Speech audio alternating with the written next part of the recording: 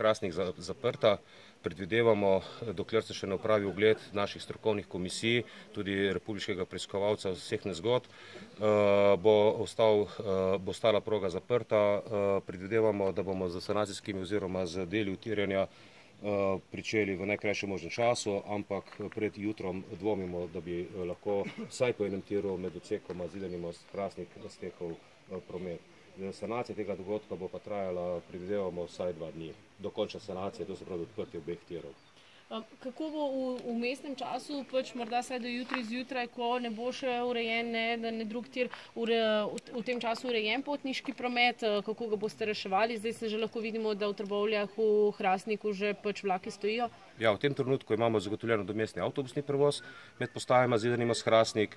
Za mednarodne vlake pa je urejen prevoz preko Sevnice, Trebnjega in potem tudi v Ljubljano. Pričakujemo normalno določene zamude teh vlakov, tudi v tem trenutku že potnikom našim in uporabnikom naših storitev upravičujemo, ampak enostavno v tem trenutku moramo rešiti to nastalo situacijo Zidanega mosta, da lahko potem čim prej steče tudi promet po tej progi. Kaj se je pravzaprav sploh zgodilo, zakaj je prišlo morda do tega dogodka, je že znano?